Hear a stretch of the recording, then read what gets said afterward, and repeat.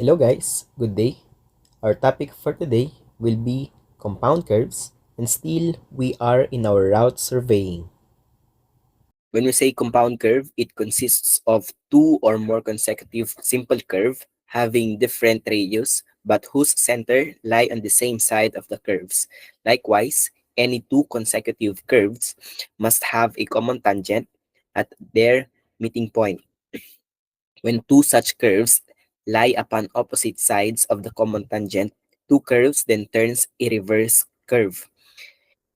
And in compound curve, the point where the two curves join is called the point of compound curvature.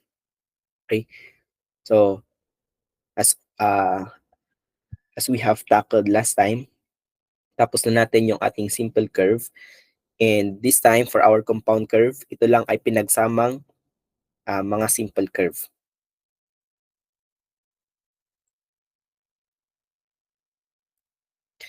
So these are the elements of a compound curve. So una, we have point of curvature. Ganun pa rin. Point of curvature is the beginning of our curve. Dahil pinagsama ng simple curve ito. So dalawa na yung ating center or dalawa na yung ating curve.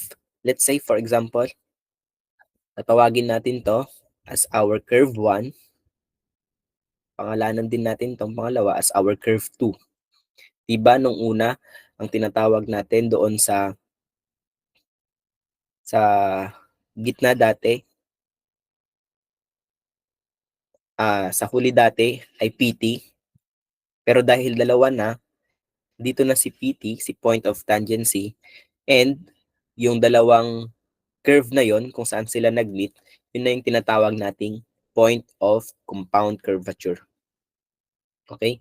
So yung mga formulas pa rin natin from our simple curve can be applied here dito sa ating compound curve. Yung ating point of intersection na or sometimes a vertex, ito pa rin kung saan nag-meet kapag in-extend natin yung tangent 1 or yung back tangent at saka yung forward tangent natin doon sa ating simple curve dati. So ngayon, tatawagin ko na lang to as T1 and T2. Kapag in-extend natin yan, dito na yung ating PI, point of intersection, or sometimes that is called as vertex. Ganun pa rin, yung deflection angle or the intersection angle between the tangents of the of the back and forward tangents ay pinagsamang yung kanilang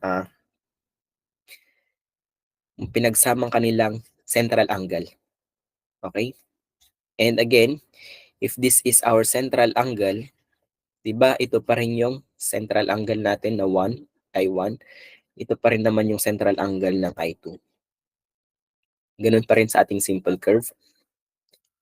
Ngayon, ang pinagkaiba na lang, yung long chord, instead na andito yung long chord natin nung nakaraan doon sa ating simple curve, ngayon yung long chord na natin ay still from PC to PT pa rin. Ito siya. And kung mapapansin niyo, meron na tayong common tangent. Our common tangent, that is from B to D. Ito na siya. Common tangent, di ba? If this is T1, this is still T1. And if this is T2, this is still T2. Okay?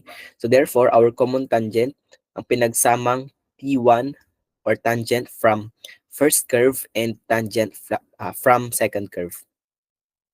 Ito na siya. This is our common tangent. And if we have an angle here, the angle theta will be computed as 180 degrees kasi 180 degrees ito minus yung I or yung central angle nito o yung pinagsamang angle ng dalawang curve. And next, we also have, syempre, kapag in-extend natin yung tangent natin dito, meron tayong mabubuong distance or meron tayong measurement dito. So, tatawagin natin to as letter A or B. Okay, nasa sa inyo na kung paano nyo i-indicate yan. And makukuha natin yung value ni A and B dito sa triangle na to.